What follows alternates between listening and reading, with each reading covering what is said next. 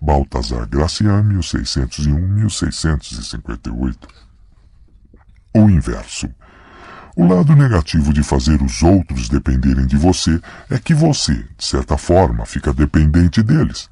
Mas não aceitar isso significa livrar-se dos seus superiores, ficar sozinho, sem depender de ninguém. Esse é o impulso monopolista de um J.P. Morgan ou de um John Rockefeller. Eliminar toda a concorrência, ficar no controle total. Se você pode encurralar o mercado, melhor. Toda independência tem o seu preço. Você é forçado a se isolar. Os monopólios, com frequência, se voltam para dentro e se destroem pela pressão interna. Eles também despertam fortes ressentimentos, fazendo os inimigos se unirem contra eles. O impulso para o controle total é muitas vezes pernicioso e inútil. A interdependência é a regra. A independência, uma rara e quase sempre fatal exceção. É preferível se colocar numa posição de dependência mútua, portanto, e seguir esta regra do que procurar o inverso.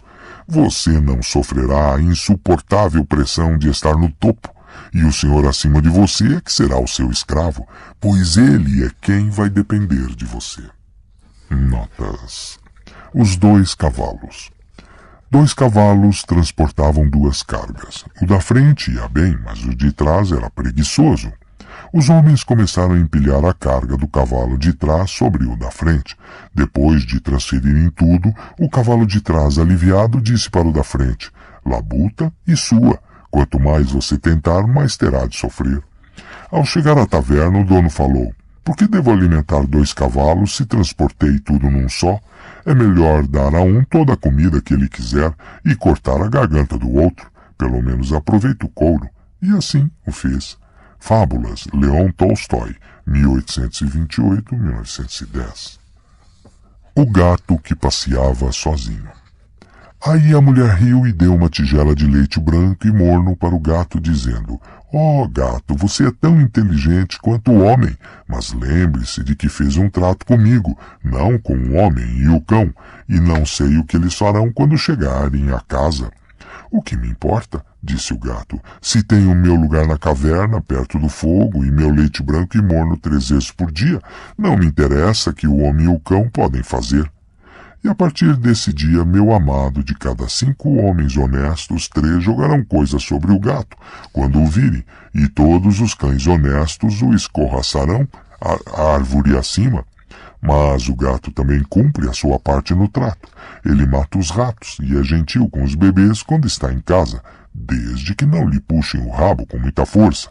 Mas depois e nos intervalos, e quando a lua se ergue no céu, vem a noite. Ele é o gato que passeia sozinho, e para eles todos os lugares são iguais. Ele sai pelos bosques silvestres molhados, sobe nas árvores silvestres molhadas, ou nos telhados silvestres molhados, abanando a cauda e caminhando pelos seus ermos silvestres. Just So Stories, Rudyard Kipling, 1865-1936. O Olmo e a Trepadeira.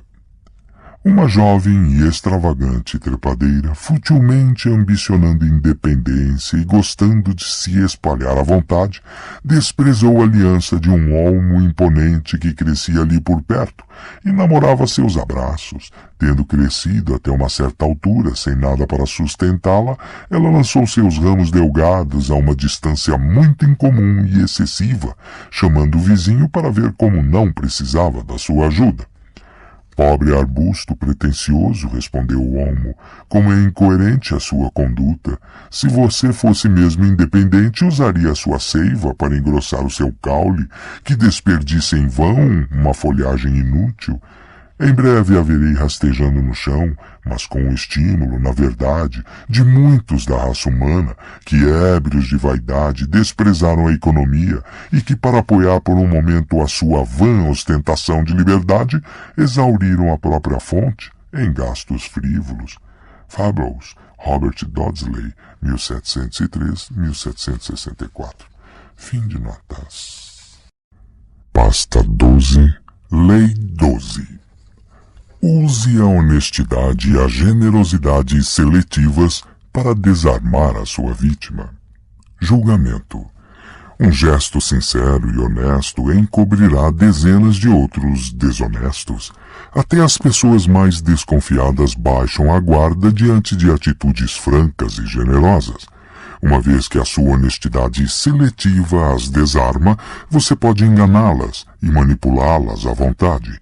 Um presente oportuno, um cavalo de Troia, será igualmente útil. A lei observada. Um dia, em 1926, um homem alto e bem vestido foi visitar Al Capone, o mais temido gangster da sua época. Falando com um elegante sotaque continental, o homem se apresentou como Conde Victor Lustig. Ele prometeu a Capone que, se lhe desse $50.000, seria capaz de duplicar essa quantia. Capone tinha fundos mais do que suficientes para cobrir um investimento, entre aspas, mas não o hábito de confiar grandes somas a estranhos. Ele examinou o conde, algo naquele homem era diferente, o seu estilo chique, seus modos, e resolveu experimentar. Ele mesmo contou as notas e as entregou a Lustig. "Tudo bem, conde", disse Capone. "Dobre isso em 60 dias, como disse." Lustig saiu com os dólares, guardou-os num cofre em Chicago e foi para Nova York, onde tinha em andamento outros planos para ganhar dinheiro. Os $50.000 ficaram no cofre do banco intocados. Lustig não fez nada para duplicá-los. 2 meses depois, ele voltou a Chicago, pegou o dinheiro e foi novamente falar com Capone. Olhando os rostos impassíveis dos seus guarda-costas, ele sorriu constrangido e disse: "Sinto muito, Sr. Capone, mas lamento lhe dizer que o plano falhou. Eu falhei." Capone se ergueu devagar, olhou para Lustig com ar ameaçador, pensando em que parte do rio jogaria, mas o conde colocou a mão no bolso do casaco, retirou os $50.000 e os colocou sobre a mesa. "Aqui, senhor, o seu dinheiro até o último centavo. Mais uma vez minhas sinceras desculpas. É muito constrangedor. As coisas não funcionaram como pensei. Adoraria ter duplicado seu dinheiro para o senhor e para mim. Deus sabe como eu precisava disso, mas o plano não se concretizou." Capone despencou na poltrona, confuso. "Sei que você é um charlatão, conde", disse Capone. "Soube no momento em que entrou aqui. Eu esperava os $100.000 ou nada, mas isto, receber de volta o meu dinheiro, bem... Minhas desculpas novamente, Sr. Capone", disse Lustig, pegando o chapéu e se preparando para sair. "Meu Deus, você é honesto", gritou Capone. "Se está em dificuldades, fique com $5.000 para ajudar por enquanto." Ele retirou 50 notas de $100 do maço de 50.000. O conde parecia atordoado, curvou-se profundamente, murmurou um agradecimento e saiu, levando o dinheiro. Os $5.000 era o que Lustig pretendia desde o início. Interpretação. O conde Victor Lustig, homem que falava várias línguas e se orgulhava do seu refinamento e cultura, foi um dos grandes vigaristas dos tempos modernos. Era conhecido por sua audácia, temeridade e, o mais importante, por seu conhecimento da psicologia humana. Ele avaliava um homem em minutos, descobrindo seus pontos fracos, e tinha um radar para otários. Lustig sabia que a maioria dos homens se arma contra o ataque de escroques e outros criadores de problemas. A tarefa do vigarista é derrubar estas defesas. A melhor maneira de conseguir isso é aparentando sinceridade e honestidade. Quem vai desconfiar de uma pessoa literalmente apanhada num ato honesto? Lustig usou a honestidade seletiva várias vezes, mas com Capone ele foi mais adiante. Nenhum vigarista comum cometeria tamanha ousadia. Teria escolhido suas vítimas pela humildade, por aquele ar que diz que engolirão o remédio sem se queixar. Engane Capone e você vai passar o resto da vida, quanto ainda lhe restar, com medo. Mas Lustig sabia que um homem como Capone vive desconfiando de todo mundo. Ninguém ao seu redor é honesto ou generoso, e conviver tanto tempo com lobos é exaustivo, até deprimente. Um homem como Capone quer ser alvo de um gesto honesto ou generoso, quer sentir que nem todos agem com segundas intenções ou estão a fim de roubá-lo. O ato de honestidade seletiva de Lustig desarmou Capone porque foi inesperado. O vigarista gosta dessas emoções conflitantes porque é muito fácil distrair e enganar a pessoa tomada por esses sentimentos. Não hesite em praticar esta lei com os Al Capone da vida, um gesto generoso e honesto bem calculado, e a fera mais brutal e cínica do reino vem comer na sua mão. Tudo perde a graça se não tem um otário em perspectiva. A vida parece vazia e deprimente. Não consigo compreender os homens honestos. Vivem sem esperanças, cheios de tédio. Conde Victor Lustig, 1890-1947. As chaves do poder. A essência da trapaça é a distração. Distraindo as pessoas a quem pretende enganar, você ganha tempo e espaço para fazer algo que elas não perceberão. Um gesto delicado, generoso ou honesto muitas vezes é a forma mais eficaz de distração, porque desarma as suspeitas da outra pessoa. Elas ficam como crianças, aceitando ansiosas qualquer demonstração de afeto. Na antiga China, isto se chamava dar antes de tomar. O dar dificulta a outra pessoa perceber o tomar. É um artifício de infinita utilidade prática. Tomar alguma coisa de alguém descaradamente é perigoso, até para os poderosos. A vítima vai tramar uma vingança. Também é perigoso pedir apenas, ainda que gentilmente, aquilo de que você precisa. A não ser que a outra pessoa veja nisso algum lucro, ela pode se ressentir com a sua necessidade. Aprenda a dar antes de tomar. Isso prepara o terreno, torna menos desagradável uma futura solicitação, ou simplesmente cria uma distração. E o dar pode ter várias formas. Um presente real, um gesto generoso, um favor, um reconhecimento honesto, entre aspas, o que for necessário. É melhor usar a honestidade seletiva logo no primeiro encontro. Somos todos criaturas de hábitos e nossas primeiras impressões duram muito. Se alguém acreditar desde o início que você é honesto, vai demorar para convencer essa pessoa do contrário. Você ganha espaço para manobra.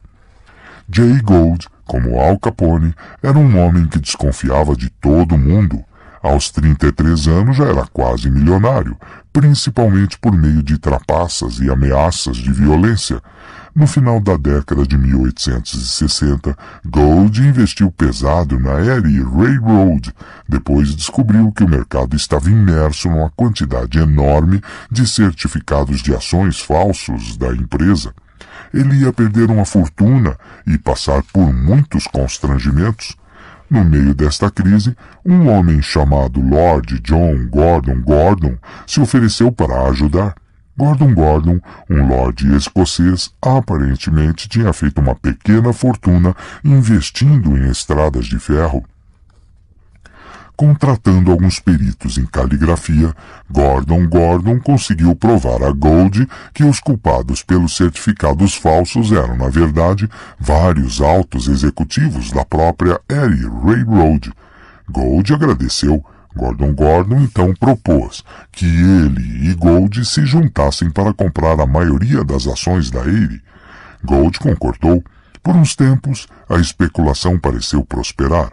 Os dois homens agora eram bons amigos, e todas as vezes que Gordon Gordon vinha pedir a Gould dinheiro para comprar mais ações, Gould lhe dava.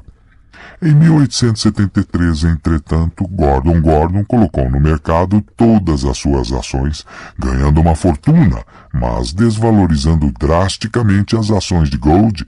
Depois sumiu. Investigando, Gould descobriu que Gordon Gordon, na verdade, se chamava John Crowningfield e era filho bastardo de um marinheiro mercante e de uma garçonete de Londres. Antes disso, havia muitas pistas de que Gordon Gordon era um vigarista, mas o seu ato inicial de honestidade e apoio deixou Gould tão cego que foi preciso perder milhões para ele perceber a fraude. Em geral, não basta uma única atitude honesta. O que é necessário é a reputação de pessoa honesta, baseada numa série de atitudes, mas estas podem ser bastante inconsequentes. Na antiga China, o duque Wu de Sheng decidiu que era hora de assumir o comando do reino cada vez mais poderoso de Hu. Sem contar a ninguém o que planejava, casou a filha com o governante de Hu. Depois reuniu um conselho e perguntou aos seus ministros: estou pensando numa campanha militar. Que país devemos invadir? Como tinha esperado, um dos seus ministros retrucou: Hu deve ser invadido. O duque pareceu se zangar e disse: Hu agora é um estado-irmão, por que sugere invadi-lo? E mandou executar o ministro por sua observação pouco política. O governante de Hu soube disso e, levando em conta outras provas da honestidade de Wu e o casamento com a sua filha, não tomou precauções para se defender de Sheng. Poucas semanas depois, as forças de Sheng invadiram Hu e tomaram o país e nunca mais devolveram.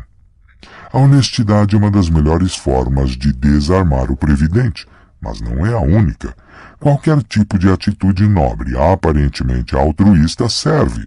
Talvez a melhor, entretanto, seja a generosidade. Raras são as pessoas que resistem a um presente, mesmo do inimigo mais ferrenho, por isso esta costuma ser a maneira perfeita de desarmar as pessoas. Um presente desperta em nós a criança, derrubando na mesma hora as nossas defesas. Apesar de olharmos com descrença o comportamento das outras pessoas, raramente vemos o elemento maquiavélico de um presente, com frequência escondendo segundas intenções. Um presente é o objeto perfeito para esconder uma atitude falsa. Há mais de 3.000 anos, os antigos gregos cruzaram o mar para recapturar a bela Helena, raptada por Paris, e destruir a cidade dele, Troia. O cerco durou 10 anos, muitos heróis morreram, mas nenhuma das duas partes chegava perto da vitória. Um dia o profeta Calcas reuniu os gregos. Parem de golpear essas muralhas, disse-lhes. É preciso encontrar uma outra maneira, um ardil. Não podemos tomar Troia pela força apenas. Temos de encontrar uma estratégia engenhosa. O astuto líder grego Ulisses teve então a ideia de construir um gigantesco cavalo de madeira, esconder soldados lá dentro e depois dar de presente aos troianos. Neoptolemos, filho de Aquiles, não gostou da ideia.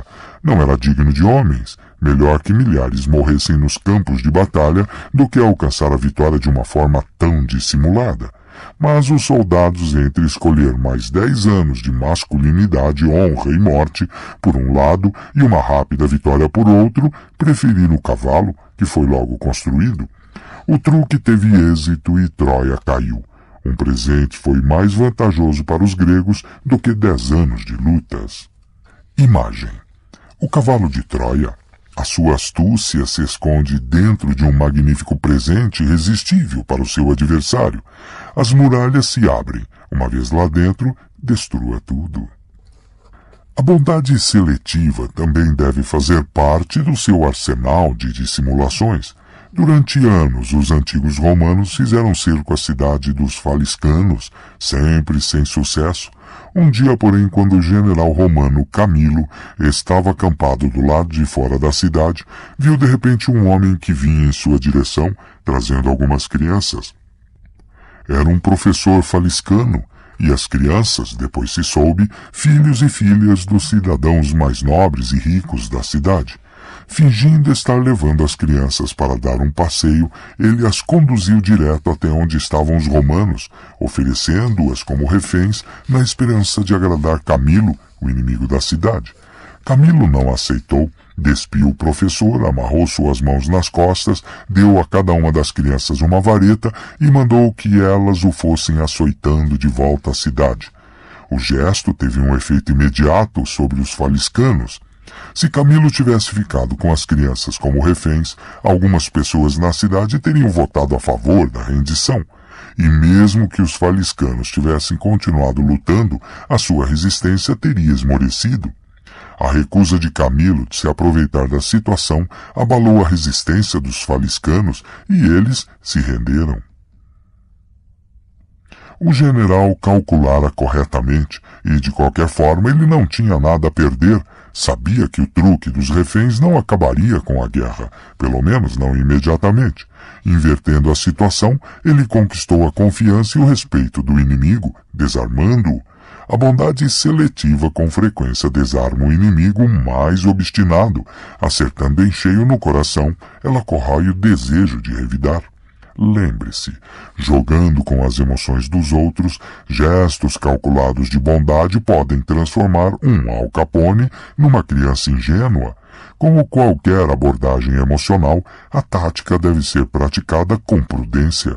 Se as pessoas perceberem os sentimentos de gratidão e cordialidade frustrados, se transformarão em ódio e desconfiança na sua forma mais violenta. Se não for capaz de fazer o gesto parecer sincero, não brinque com fogo. A autoridade. Quando o Duque Hsien de Qin estava para atacar de surpresa Yu, ele presenteou a cidade com uma peça de jade e uma junta de cavalos. Quando o Conde Shi estava para atacar de surpresa Shoyu, ele os presenteou com 2 grandes carruagens. Daí o ditado, quando se vai tomar, deve-se dar. Han Fei-tse, filósofo chinês, século III a.C. O inverso. Quando você já tem um histórico de dissimulações, não há honestidade, generosidade ou gentileza que consiga enganar as pessoas. De fato, isso só chamará mais atenção. Quando você já é visto como falso, uma atitude honesta de repente é apenas suspeita. Nestes casos, é melhor bancar o patife. O Conde Lustig, tentando a maior trapaça da sua carreira, estava quase vendendo a Torre Eiffel para um industrial incauto que acreditou que ela estava sendo leiloada pelo governo como sucata. O industrial já estava para entregar uma enorme quantia a Lustig, que se tinha feito passar com sucesso por um funcionário do governo. No último minuto, entretanto, a vítima desconfiou. Alguma coisa em Lustig o incomodava. No encontro marcado para receber o dinheiro, Lustig sentiu a sua súbita desconfiança. Inclinando-se para o industrial, Lustig explicou, sussurrando, que ele ganhava muito pouco, estava em dificuldades financeiras e outras coisas mais. Depois de alguns minutos nisso, o industrial percebeu que Lustig estava querendo receber alguma coisa por fora. Pela primeira vez relaxou. Agora sabia que podia confiar em Lustig. Como todos os funcionários do governo são desonestos, Lustig tinha de ser real. O homem entregou o dinheiro, fingindo desonestidade. Lustig pareceu o próprio McCoy. Neste caso, a honestidade seletiva teria o efeito contrário. Com a idade, a fama de mestre em mentiras e dissimulações do diplomata francês Talleyrand se espalhou. No Congresso de Viena, 1814-1815, ele inventava histórias fabulosas e fazia observações impossíveis para pessoas que sabiam que ele só podia estar mentindo. Sua desonestidade não tinha outro propósito a não ser encobrir as ocasiões em que estava realmente enganando todo mundo. Um dia, por exemplo, entre amigos, Talleyrand disse com aparente sinceridade: nos negócios, é preciso colocar as cartas na mesa. Ninguém conseguiu acreditar nos próprios ouvidos. O homem que nunca na vida tinha colocado suas cartas na mesa, agora dizia que os outros tinham de fazer isso. Táticas como esta tornavam impossível distinguir quando Talleyrand estava trapaceando para valer ou não. Alimentando a fama de desonesto, ele preservou a sua capacidade de enganar os outros. Nada na esfera do poder está escrito em pedra. A falsidade declarada, às vezes, encobre as suas pegadas e até o faz ser admirado pela honestidade da sua desonestidade. Nota: Francesco Borri, cortesão vigarista, Francesco Giuseppe Borri de Milão, cuja morte em 1695 se deu bem no fim do século XVII, foi um precursor daquele tipo especial de aventureiro vigarista, o cortesão ou cavalheiro impostor. Seus verdadeiros dias de glória começaram quando ele se mudou para Amsterdã. Lá ele adotou o título de médico universale, manteve um grande séquito e andava de um lado para o outro numa carruagem puxada por 6 cavalos. Os pacientes afluíam em grande número e alguns inválidos se faziam transportar em liteiras de Paris até a sua casa em Amsterdã. Borri não aceitava pagamento por suas consultas, distribuía grandes somas entre os pobres e nunca se soube que recebesse dinheiro ou letras de câmbio pelo correio. Não obstante, como ele continuava vivendo com tanto luxo, supunha-se que possuísse a pedra filosofal. De repente, este benfeitor desapareceu de Amsterdã. Descobriu-se então que havia levado com ele dinheiro e diamantes que estavam sob sua custódia. The Power of the Charlatan, Great de Francesco, 1939. Fim de nota. Pasta 13, Lei 13. Ao pedir ajuda, apele para o egoísmo das pessoas, jamais para a sua misericórdia ou gratidão. Julgamento. Se precisar pedir ajuda a um aliado, não se preocupe em lembrar a ele a sua assistência e boas ações no passado. Ele encontrará um meio de ignorar você. Em vez disso, revele algo na sua solicitação ou na sua aliança com ele que o vá beneficiar e exagere na ênfase. Ele reagirá entusiasmado se vir que pode lucrar alguma coisa com isso. A lei transgredida. No início do século XIV, um jovem chamado Castruccio Castracani passou de soldado comum a senhor da grande cidade de Lucca, na Itália.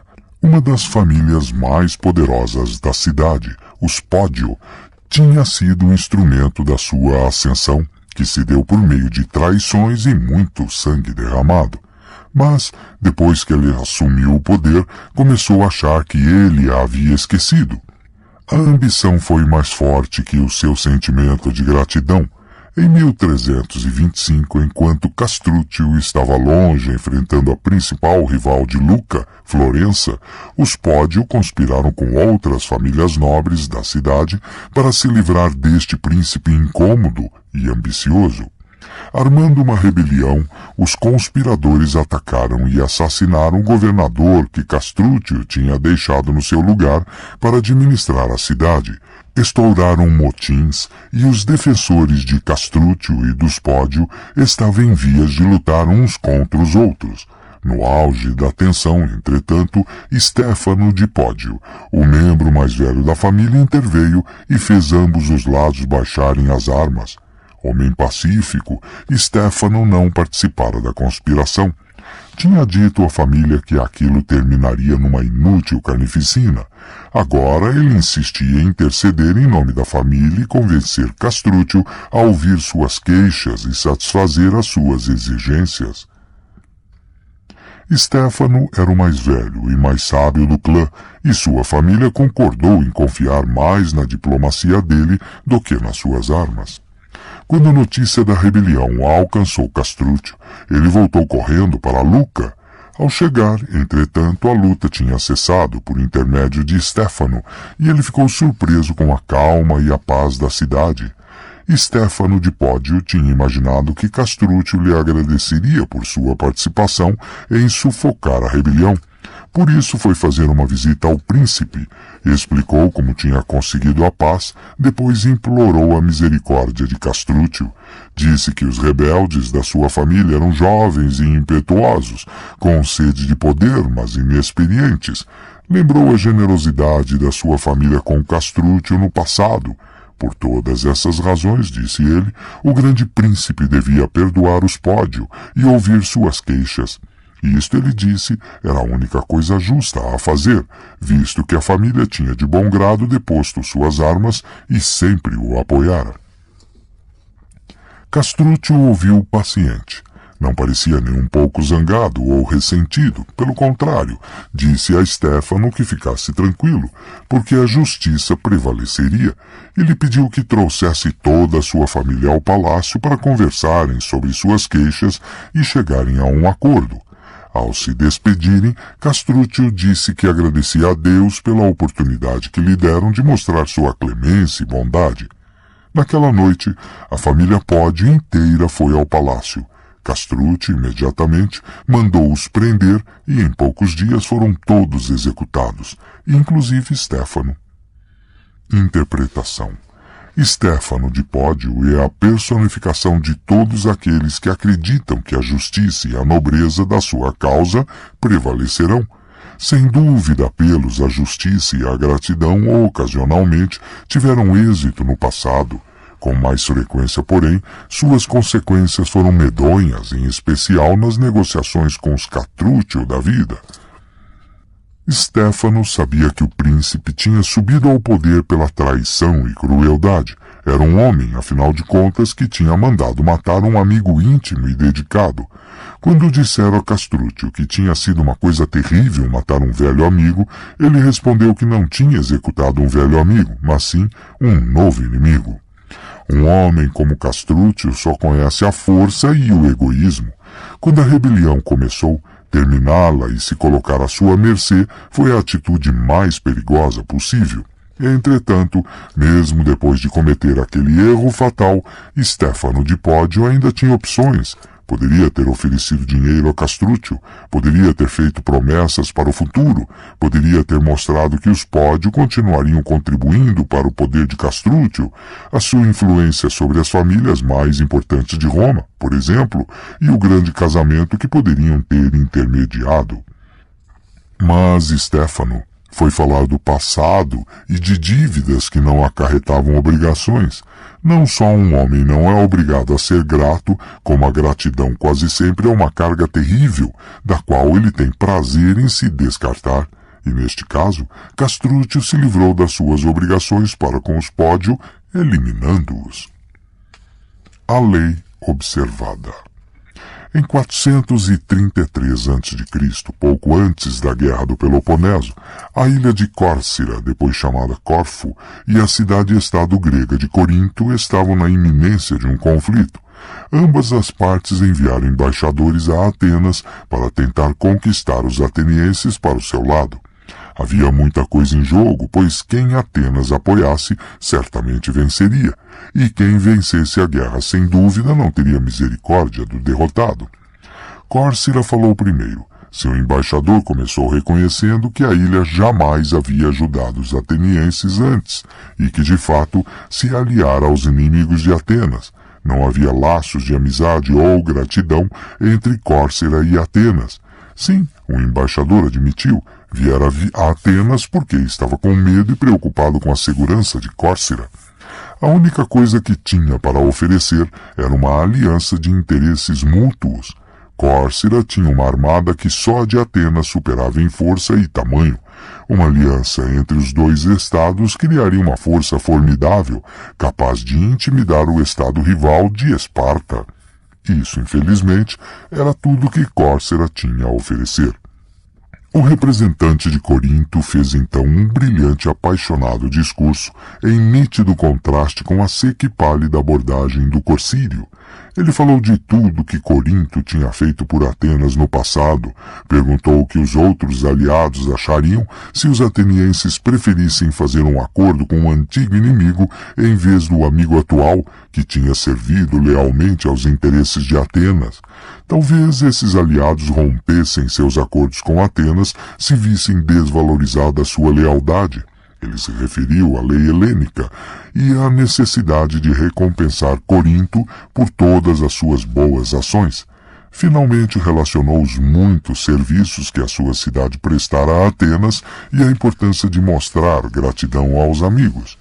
Depois do discurso, os atenienses debateram a questão em assembleia.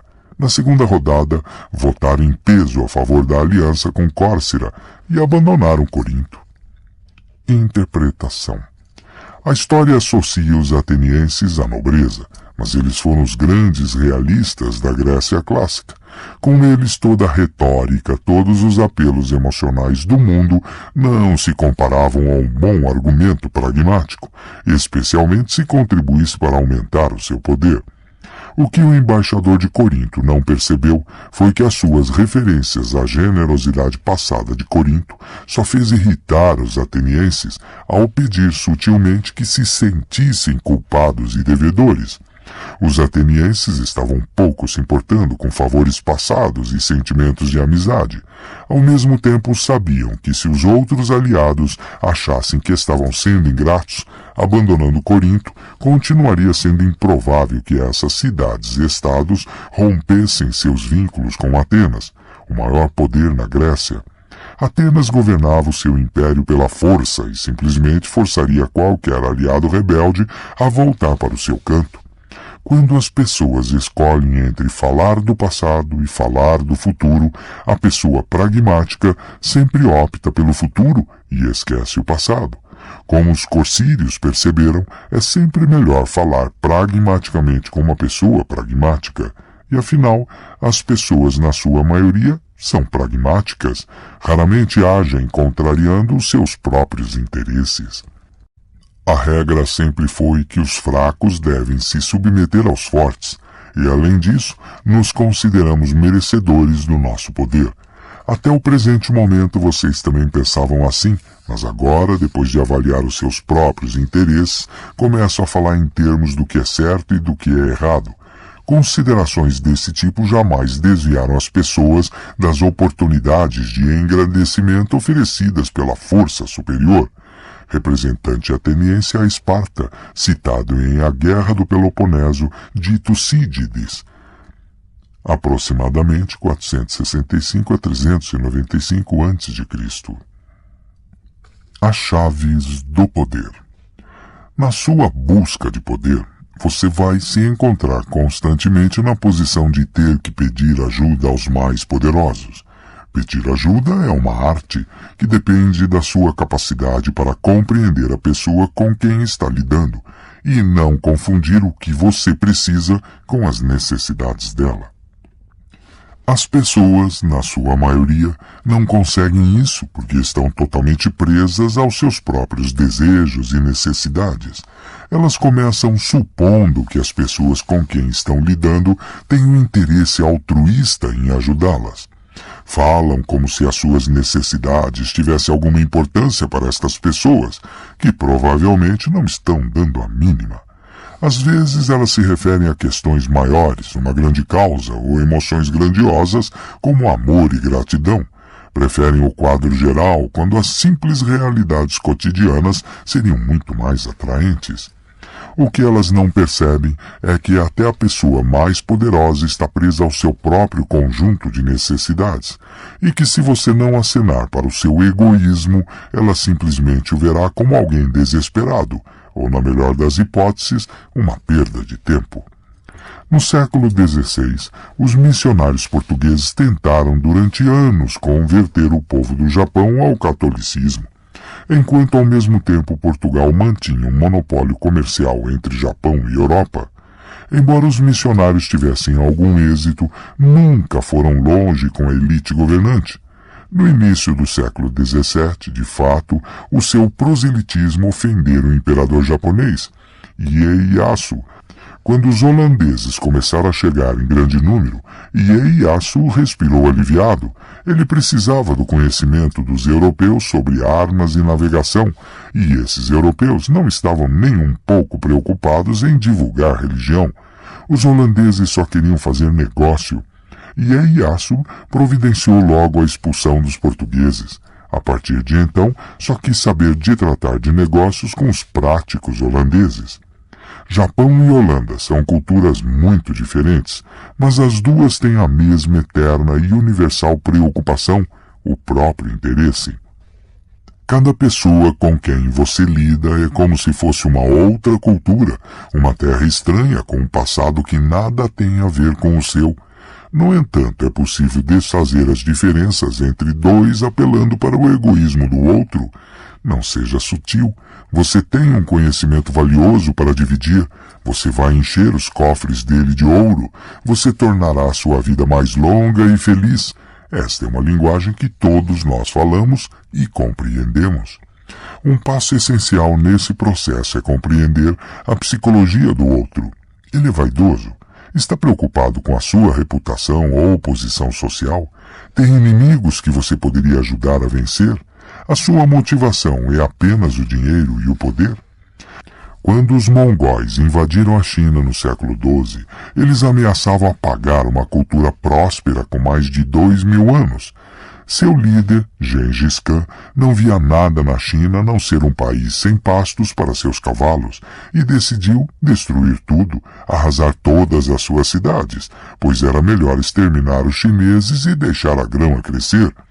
Não foi um soldado, um general ou um rei quem salvou os chineses da devastação, mas um homem chamado Yelu Shu Tsai.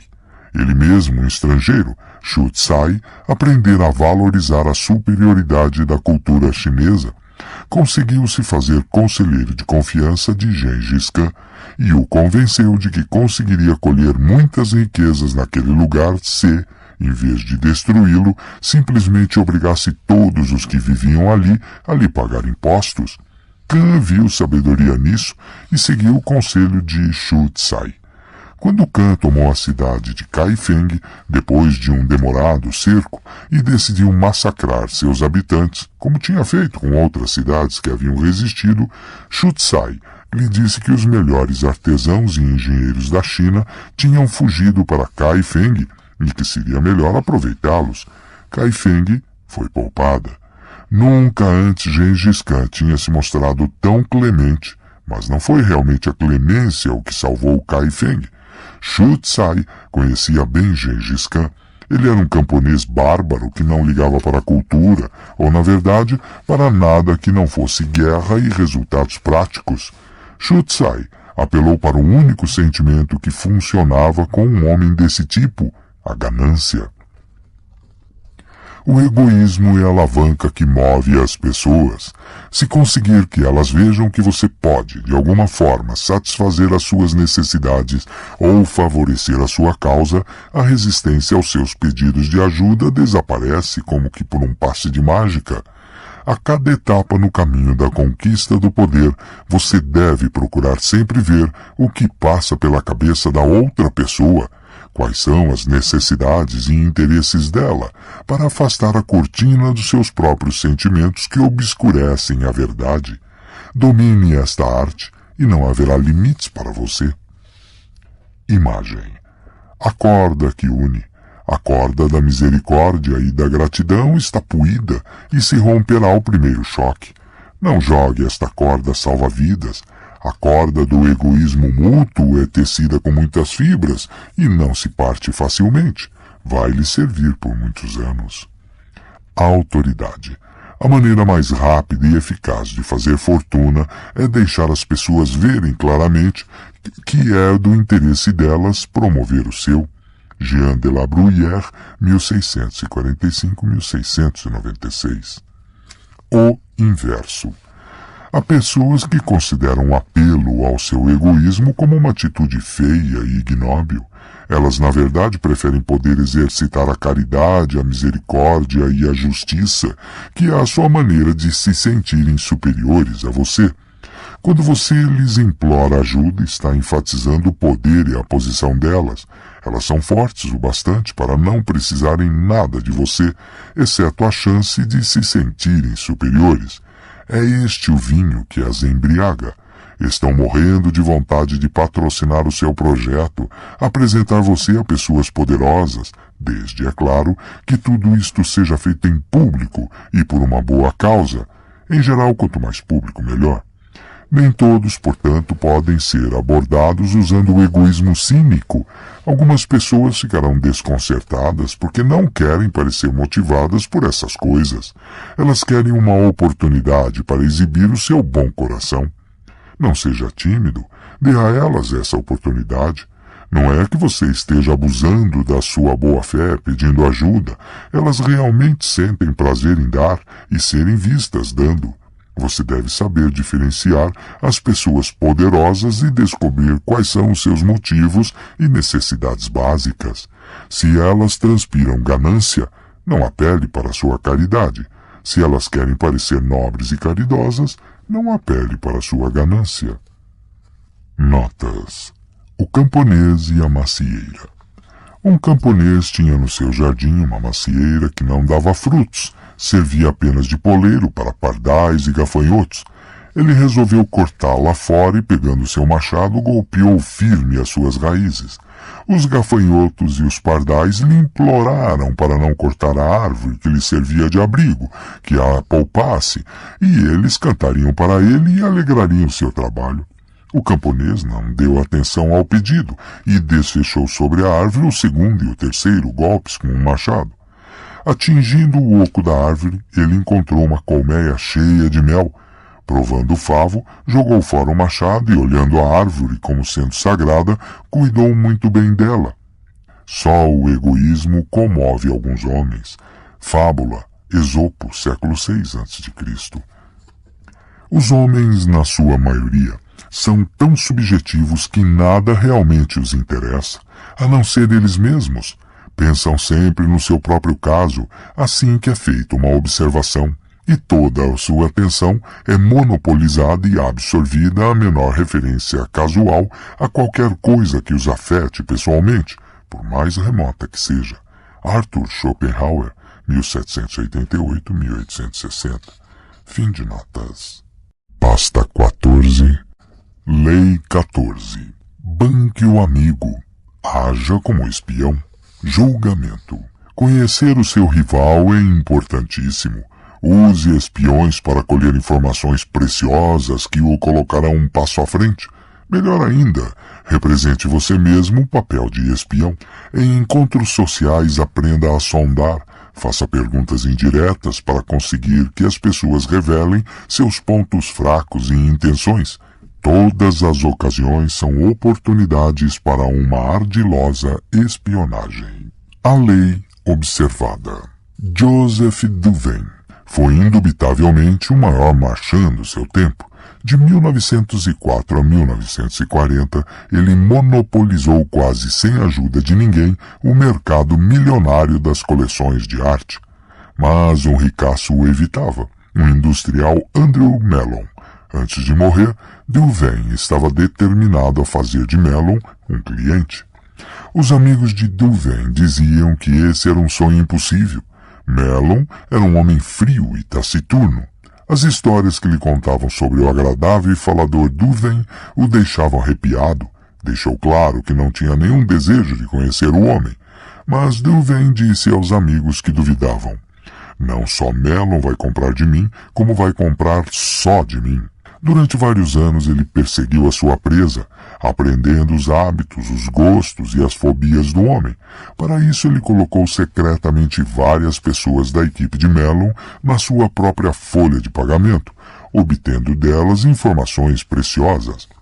Quando resolveu agir, ele conhecia Mellon tão bem quanto a mulher dele. Em 1921, Mellon estava em Londres, hospedado numa suíte palaciana no terceiro andar do Claridge Hotel. Douvain reservou uma suíte bem embaixo da de Mellon, no segundo andar.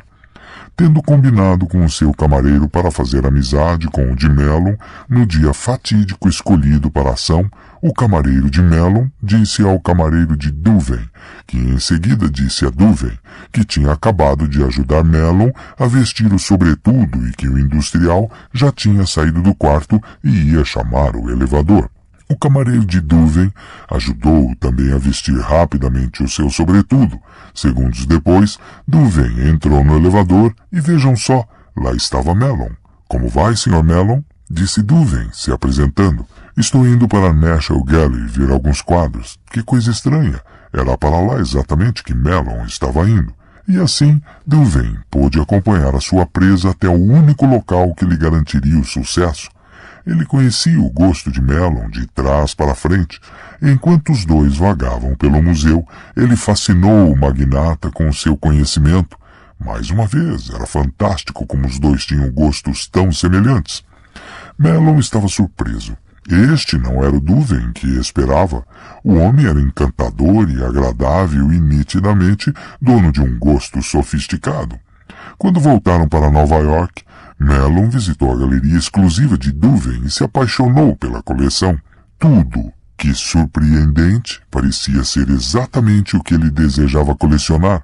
Pelo resto da sua vida, ele foi o melhor e mais generoso cliente de Douvain. Interpretação. Um homem tão ambicioso e competitivo como Joseph Douvain não deixava nada ao acaso. De que adianta improvisar ou apenas esperar conseguir chamar a atenção deste ou daquele cliente? É como atirar no escuro. Arme-se com um pouco de conhecimento e a sua pontaria vai melhorar. Mellon foi a captura mais espetacular de Duveen, mas ele espionou muitos milionários, colocando secretamente na sua própria folha de pagamento membros da equipe de empregados domésticos de seus clientes. Ele tinha acesso constante a informações valiosas sobre as idas e vindas de seus patrões, mudanças de gostos e outras pequenas notícias que o colocavam um passo à frente. Um rival de Duveen, que desejava ter como cliente Harry Frick, notou que sempre que visitava este rico nova-iorquino, Duveen chegava antes, como se tivesse um sexto sentido. Para outros marchands, Duveen parecia estar por toda parte e saber de tudo antes deles. Seus poderes os desencorajavam até que muitos simplesmente desistiram de correr atrás de clientes ricos que poderiam fazer a fortuna de um marchand. Assim é o poder da espionagem bem feita. Faz você parecer onipotente, clarividente. O conhecimento que você tem da sua vítima pode também fazer você parecer encantador, capaz de prever tão bem os seus desejos. Ninguém vê a fonte do seu poder, e o que não se pode ver, não se pode combater. Governantes enxergam através de espiões, as vacas através do cheiro, os brahmanes através das escrituras, e o resto do povo vê com seus olhos normais. Kautilya, filósofo indiano, século III a.C. As chaves do poder. Na esfera do poder, o seu objetivo é um certo grau de controle sobre acontecimentos futuros. Parte do seu problema, portanto, é que as pessoas não lhe dirão tudo o que pensam, sentem e planejam. Controlando o que dizem, elas quase sempre mantêm ocultas as partes mais críticas da sua personalidade, suas fraquezas, seus motivos secretos, suas obsessões. O resultado é que não se pode prever seus movimentos e fica-se constantemente no escuro. O truque é achar um meio de sondá-las, descobrir seus segredos e intenções ocultas, sem deixar que saibam o que você está pretendendo fazer. Não é assim tão difícil como você pensa. Uma fachada cordial permitirá que você colha informações sigilosas de amigos e inimigos igualmente. Deixe que os outros consultem o horóscopo ou as cartas do tarô, você tem meios mais concretos de ver o futuro. A maneira mais comum de espionar é usando outras pessoas, como fez Duveen. O método é simples, eficaz, mas arriscado. Você certamente obtém informações, mas tem pouco controle sobre as pessoas que estão fazendo o trabalho. Talvez por inépcia elas revelem a sua espionagem ou até secretamente se voltem contra você. É muito melhor ser você mesmo o espião, posar de amigo enquanto sigilosamente colhe informações. O político francês Talleyrand foi um dos maiores praticantes desta arte. Ele possuía uma incrível habilidade para arrancar segredos das pessoas em conversas amáveis. Um contemporâneo, o barão de Vitrolles, escreveu: inteligência e graça marcavam as suas conversas. Ele possuía a arte de simular seus pensamentos ou a sua malícia sob o véu transparente das insinuações, das palavras que sugerem mais do que dizem. Somente quando necessário, ele injetava sua própria personalidade. Aqui, a chave é a habilidade de Talleyrand em se subtrair nas conversas, fazer as pessoas falarem sem parar sobre elas mesmas e, inadvertidamente, revelarem seus planos e intenções. Durante toda a sua vida, as pessoas disseram que Talleyrand era um soberbo conversador, e, no entanto, ele dizia muito pouco. Jamais falava sobre as suas próprias ideias, fazia os outros falarem das ideias deles. Organizava jogos cordiais, com charadas, para diplomatas estrangeiros, reuniões sociais, onde, entretanto, ele pesava cuidadosamente o que eles diziam, com agrados obtinha deles confidências e colhia informações preciosas para o seu trabalho como ministro das Relações Exteriores da França. No Congresso de Viena, 1814-1815, ele fazia a sua espionagem de outra forma. Deixava escapar o que parecia ser um segredo, na verdade algo que tinha inventado. Depois observava as reações dos ouvintes. Ele inventava uma história para um grupo de diplomatas, por exemplo, contando que soubera, por fonte confiável, que o czar da Rússia planejava prender o seu primeiro general por traição. Observando a reação deles, ele saberia quem se entusiasmava mais com o enfraquecimento do exército russo. Talvez seus governos tivessem planos com relação à Rússia. Como disse o barão von Stetten, Monsieur Talleyrand atira para o ar para ver quem salta pela janela. Nas reuniões sociais e encontros inocentes, preste atenção, é quando as pessoas baixam a guarda. Abafando a sua própria personalidade, você pode fazê-las revelar coisas. A vantagem da manobra é que elas confundirão seu interesse com amizade, e você não só fica sabendo das coisas, como conquista aliados. Não obstante, você deve praticar esta tática com prudência. Se as pessoas começarem a desconfiar de que você está extraindo delas segredos sob o disfarce de uma conversa, elas o evitarão terminantemente. Dê ênfase ao bate-papo amigo, não às informações preciosas. Sua busca de preciosidades não pode ser óbvia demais, ou suas sondagens revelarão mais sobre você mesmo e as suas intenções do que sobre o que você quer saber.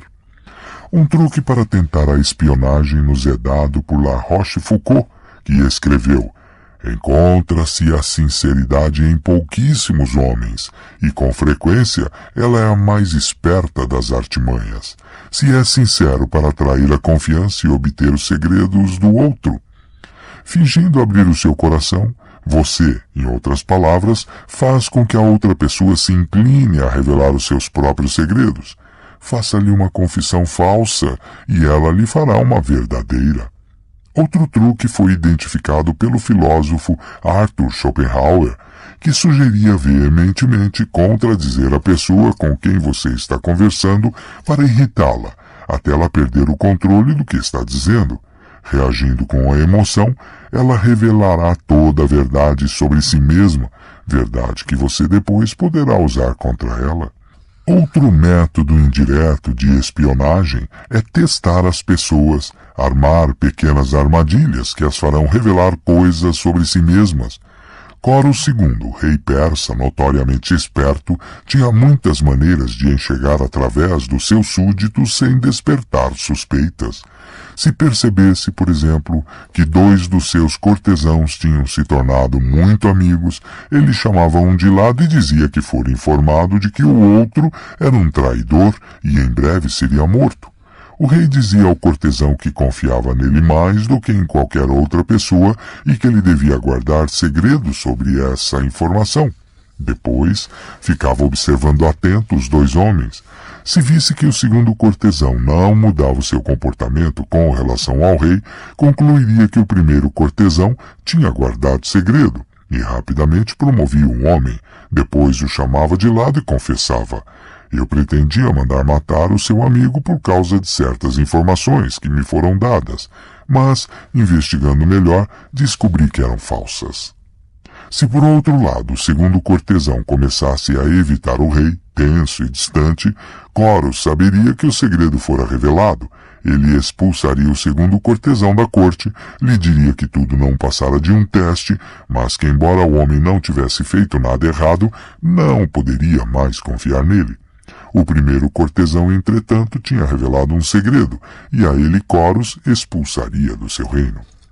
Pode parecer uma forma estranha de espionagem que revela não uma informação empírica, mas o caráter de uma pessoa.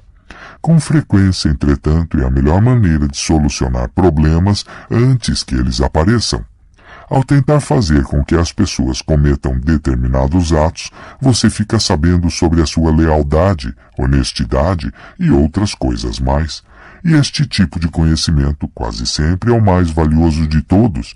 Com essa arma, você pode prever como as pessoas agirão no futuro. Imagem. O terceiro olho do espião. Onde todos têm 2 olhos, o terceiro olho lhe dará a onisciência divina. Você enxerga mais e melhor dentro deles. Ninguém está livre do olho, só você.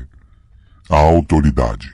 Ora, o que faz um soberano brilhante e um sábio general conquistarem sempre o inimigo e suas realizações superarem as dos homens comuns é a presciência da situação do inimigo. Essa presciência não vem dos espíritos, nem dos deuses, nem de uma analogia com acontecimentos passados, nem de cálculos astrológicos. Deve ser obtida de homens que conhecem a situação do inimigo, dos espiões. Sun Tzu, A Arte da Guerra, século IV a.C. O inverso. A informação é fundamental para o poder, mas assim como você espiona os outros, deve se preparar para também ser espionado. Uma das armas mais eficazes na luta pelas informações, portanto, é divulgar informações falsas. Como disse Winston Churchill, a verdade é tão preciosa que deveria estar sempre escoltada por mentiras. Você deve se cercar desses guarda-costas para proteger a sua verdade. Divulgando as informações que você mesmo escolhe, o jogo está nas suas mãos. Em 1944, a quantidade de bombardeios nazistas sobre Londres aumentou de repente. Mais de 2.000 bombas V1 caíram sobre a cidade, matando mais de 5.000 pessoas e deixando um número ainda maior de feridos. Mas, por alguma razão, os alemães sempre erravam o alvo. As bombas que deviam cair sobre Tower Bridge ou Piccadilly caíam distante da cidade, em subúrbios menos povoados. Isto porque, ao fixar seus alvos, os alemães confiavam em agentes secretos que haviam plantado na Inglaterra. Eles não sabiam que estes agentes tinham sido descobertos e que, no lugar deles, agentes ingleses os estavam alimentando sutilmente com informações falsas. As bombas caíam cada vez mais longe dos seus alvos. No fim da campanha, elas estavam acertando as vacas no campo. Divulgando informações falsas, portanto, você ganha uma enorme vantagem. Enquanto a espionagem dá a você um terceiro olho, a desinformação deixa o inimigo cego de um olho. Um ciclope, ele erra sempre o alvo. Nota: se você tem motivos para desconfiar de que uma pessoa está lhe mentindo, finja acreditar em tudo que ela diz. Isto lhe dará coragem para continuar. Ela ficará cada vez mais veemente em suas afirmativas e, no final, acabará se traindo. Por outro lado, se você perceber que uma pessoa está tentando lhe esconder alguma coisa, mas com êxito apenas parcial, finja que não acredita. A sua oposição a fará revelar o restante da verdade, no esforço de vencer a sua incredulidade. Arthur Schopenhauer, 1788-1860. Fim de nota. Pasta 15, Lei 15. Aniquile totalmente o inimigo. Julgamento. Todos os grandes líderes, desde Moisés, sabem que o inimigo perigoso deve ser esmagado totalmente. Às vezes, eles aprendem isso da maneira mais difícil. Se restar uma só brasa, por menor que seja, acabará se transformando numa fogueira. Perde-se mais fazendo concessões do que pela total aniquilação. O inimigo se recuperará e quererá vingança. Esmague-o, física e espiritualmente. A lei transgredida. Não há rivalidade entre líderes mais famosa na história da China do que a briga entre Hsiang Yu e Liu Pang. Estes dois generais começaram como amigos, lutando lado a lado. Hsiang Yu vinha da nobreza, grande e poderoso, dado a explosões de violência e mau humor, um tanto lento das ideias, era, no entanto, um guerreiro forte, que sempre lutou à frente das suas tropas. Liu Pang vinha de uma família de camponeses, nunca foi lá um grande soldado e preferia mulheres e vinho às batalhas. De fato, era de certo modo um patife, mas astuto, capaz de reconhecer os melhores estrategistas, tê-los como seus conselheiros e ouvir o que eles tinham a dizer. Ele subiu no exército devido a esse seu poder. Em 208 a.C., o rei de Shu enviou 2 exércitos inteiros para conquistar o poderoso reino de Qin. um exército seguiu para o norte sob a liderança de Sung Yi, com Hsiang-yu como segundo em comando. O outro, liderado por Liu Pang, foi direto para Shin. O alvo era a esplêndida capital do reino, Hsien-yang. E Hsiang-yu, sempre violento e impaciente, não conseguiu suportar a ideia de que Liu Pang chegaria em Hsien-yang primeiro e talvez assumisse o comando de todo o exército. Em um determinado local no fronte norte, o comandante de Hsiang, Sung Yi, hesitou em mandar suas tropas para o combate. Furioso, Hsiang entrou na tenda de Sung Yi, proclamou o traidor, cortou-lhe a cabeça fora e assumiu sozinho o comando do exército. Sem esperar ordens, deixou o fronte norte e marchou diretamente para Hsien-yang. Ele tinha certeza de que era melhor soldado e general do que Liu, mas para seu espanto, o rival, comandando um exército menor, mas rápido, conseguiu chegar primeiro em Hsien-yang. Hsiang tinha um conselheiro, Fan Tseng, que o avisou. O chefe desta cidade, Liu Pang, só queria saber de dinheiro e mulheres, mas depois que entrou na capital, não tem se deixado distrair por riquezas, vinho ou sexo. Isso mostra que ele tem grandes pretensões. Fan Tseng insistiu para que Hsiang matasse seu rival antes que fosse tarde demais. Disse ao general para convidar o astuto camponês para um banquete no acampamento deles, fora de Hsien-yang, e no meio de uma dança cerimonial das espadas, mandar cortar a cabeça dele. O convite foi enviado. Liu caiu na armadilha e foi ao banquete. Mas Hsiang demorou para ordenar a dança das espadas, e quando ele finalmente deu o sinal, Liu farejou uma armadilha e conseguiu escapar. Bah! Gritou Fan Tseng desgostoso, vendo que Hsiang tinha estragado o plano. Não se pode confiar num simplório. Liu Pang ainda vai roubar o seu império e nos fazer a todos prisioneiros. Percebendo o seu erro, Hsiang marchou rapidamente para Hsien-yang, desta vez determinado a arrancar fora a cabeça do rival. Liu não era do tipo que entrava numa briga se não tivesse chance de ganhar, e abandonou a cidade.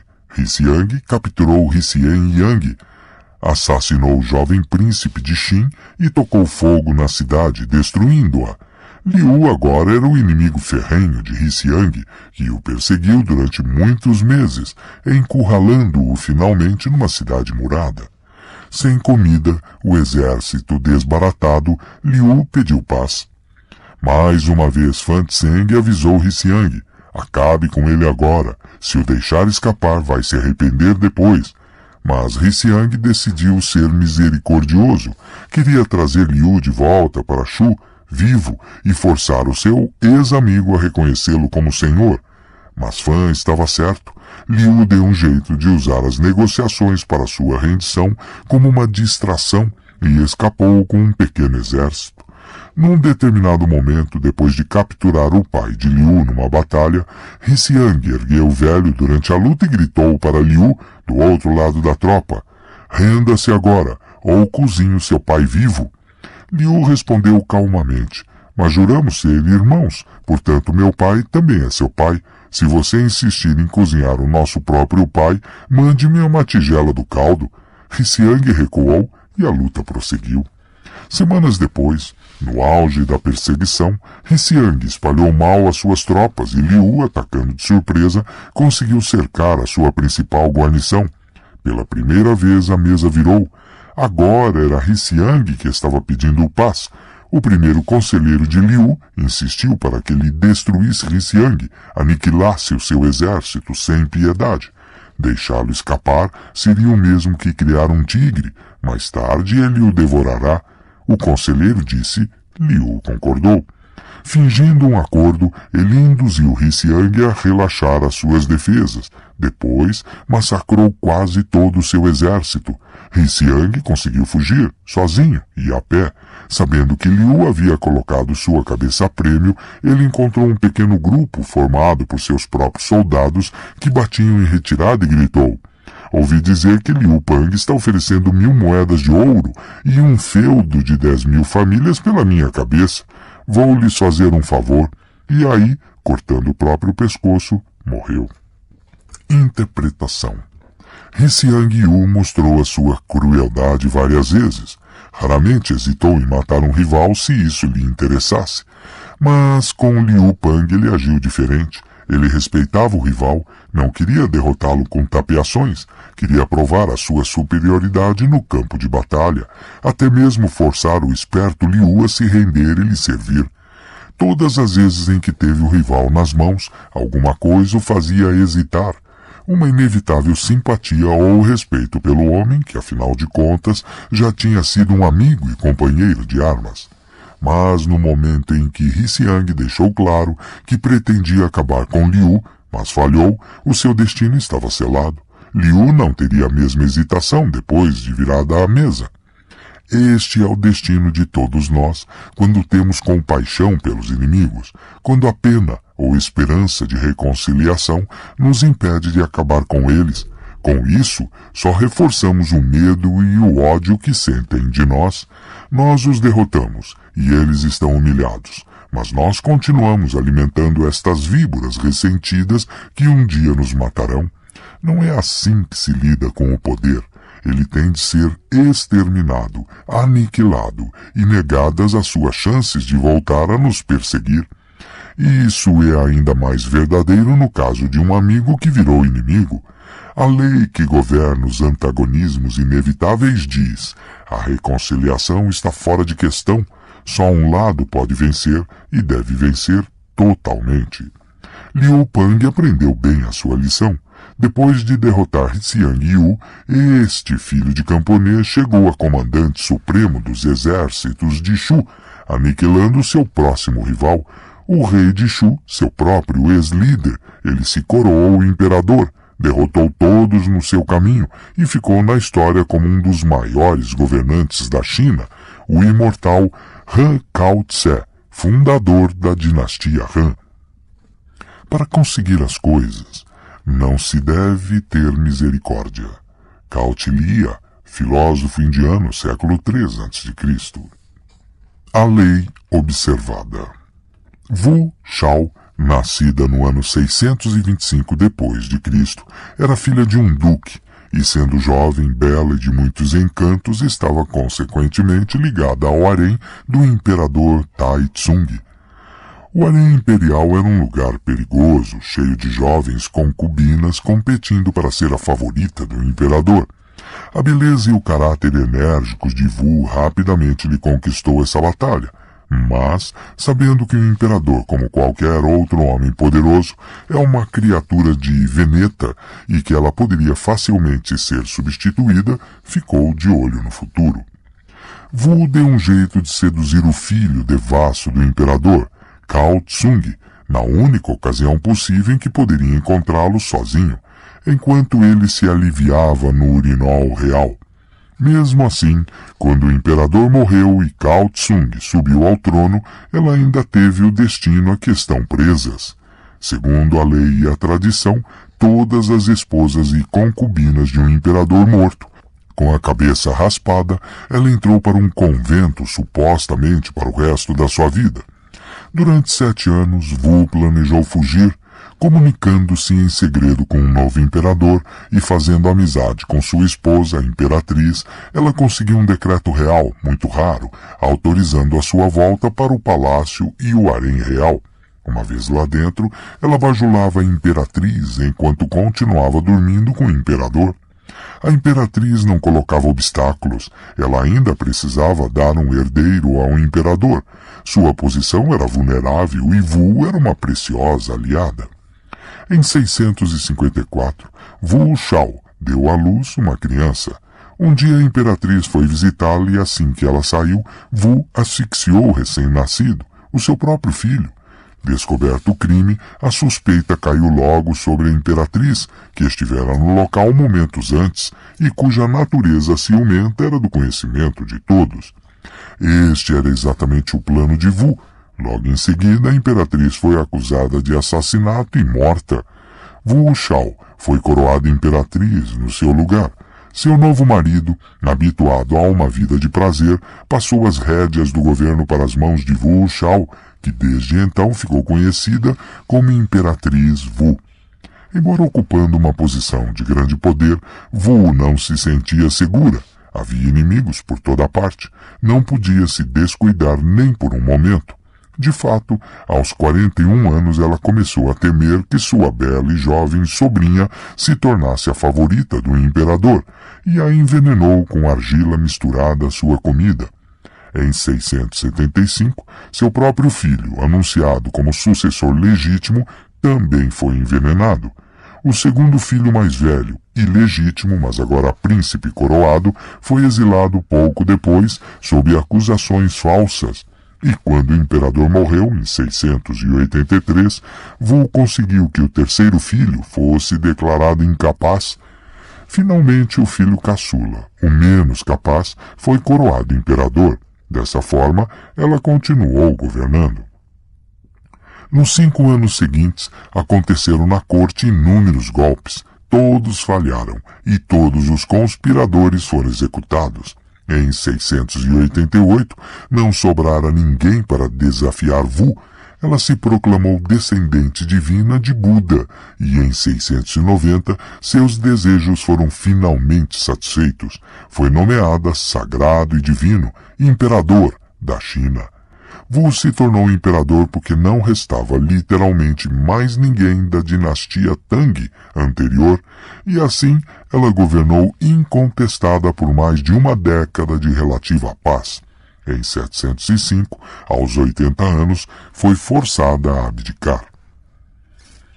Interpretação. Todos que conheciam a Imperatriz Wu comentavam a sua energia e inteligência. Naquela época, para uma mulher ambiciosa, não havia outra glória além de ser escolhida para passar alguns anos no harém imperial e depois viver o resto da vida emparedada num convento.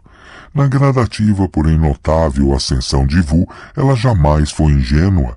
Ela sabia que qualquer hesitação, qualquer fraqueza momentânea seria o seu fim. Se mal ela se livrava de um rival, surgia logo outro. A solução era simples, matar todos eles ou ela mesma seria morta. Outros imperadores antes dela seguiram o mesmo caminho para o sucesso, mas Wu, que por ser mulher não tinha quase nenhuma chance de conquistar o poder, teve de ser ainda mais cruel. O reinado da Imperatriz Wu, que durou 40 anos, foi o mais longo na história da China.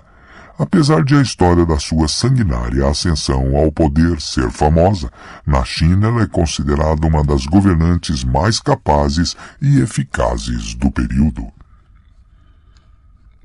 Um padre perguntou ao moribundo estadista e general espanhol Ramón María Narváez, 1800-1868, Vossa Excelência já perdoou todos os seus inimigos?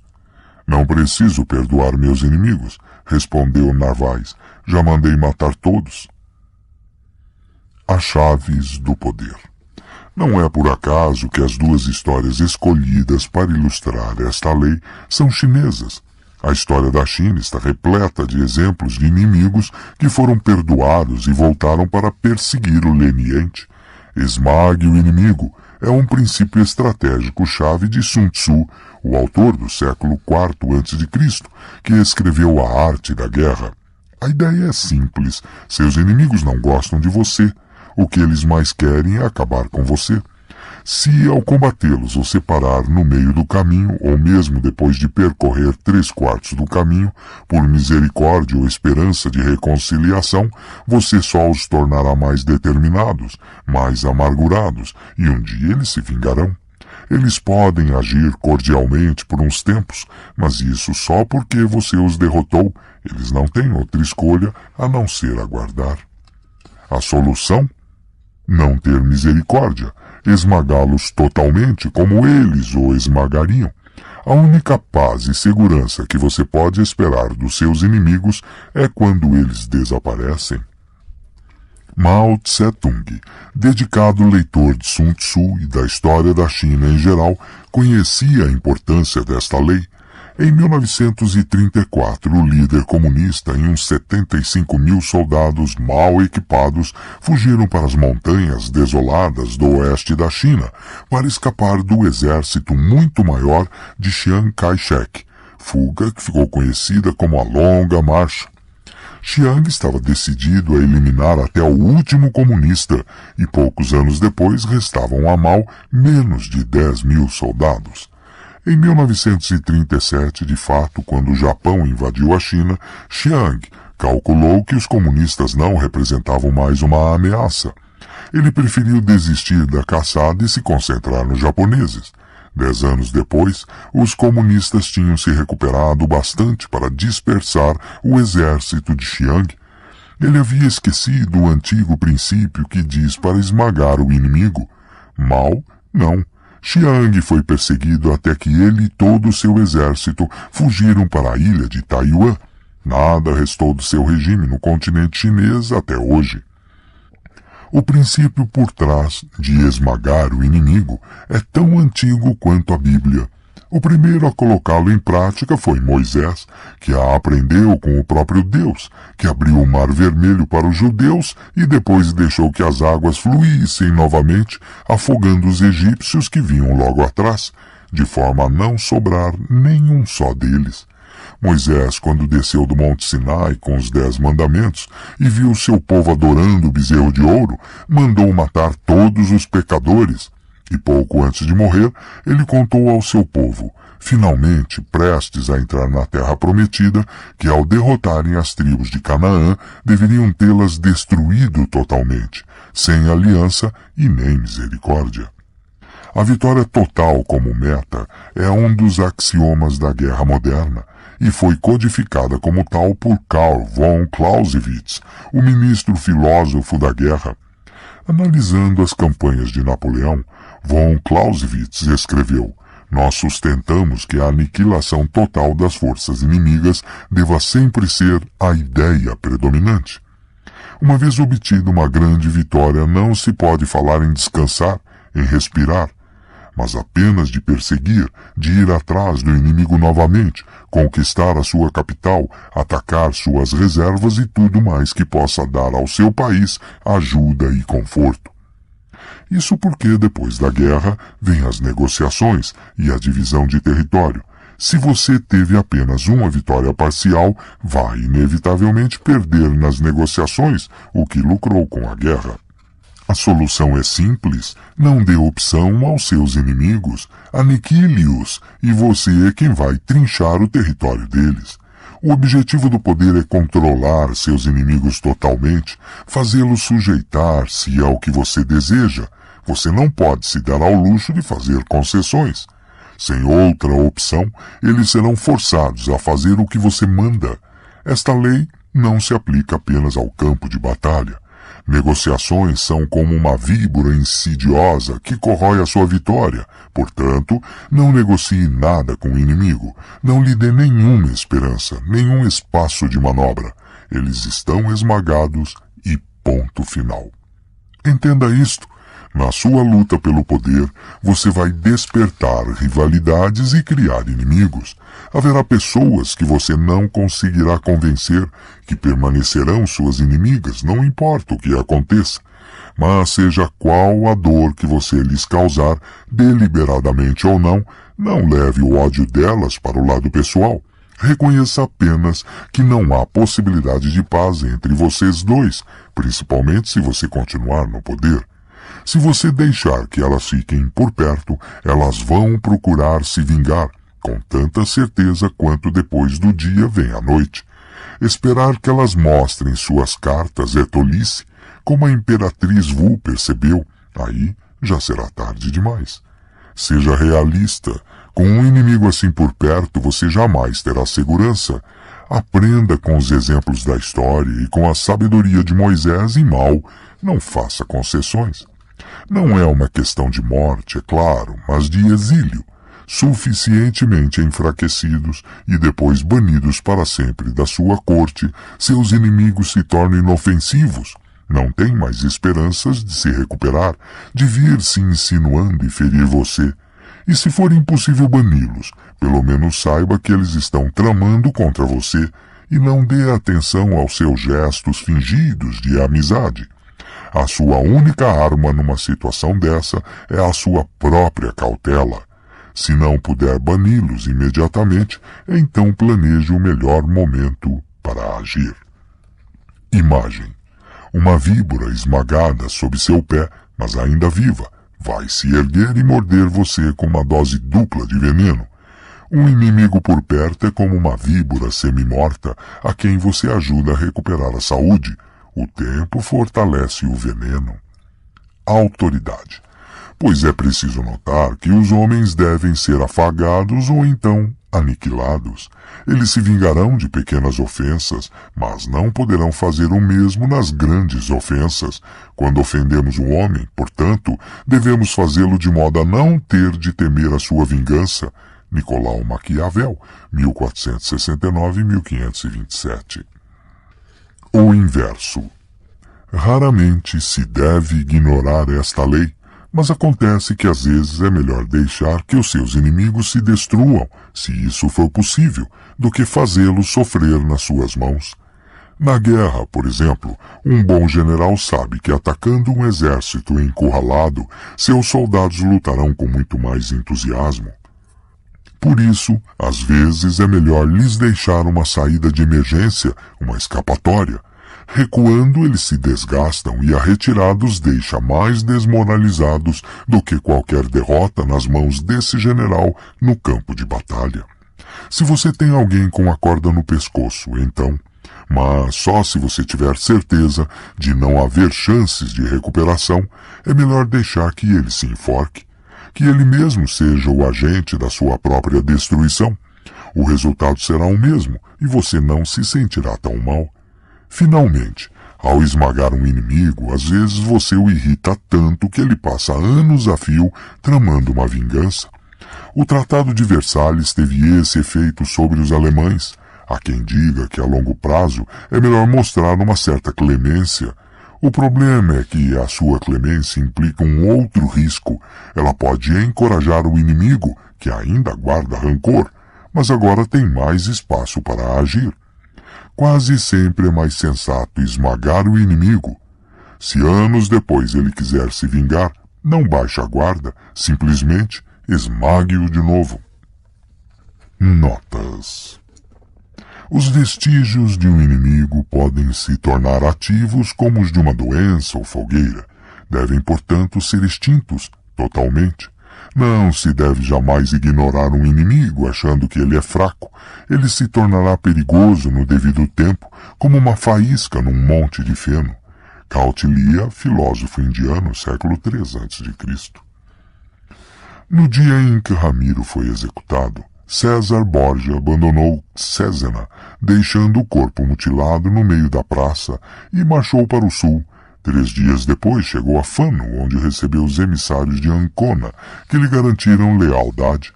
Um mensageiro de Vitelozzo Vitelli anunciou que o pequeno porto de Sinigália, no Adriático, tinha se rendido aos condottieri, soldados mercenários.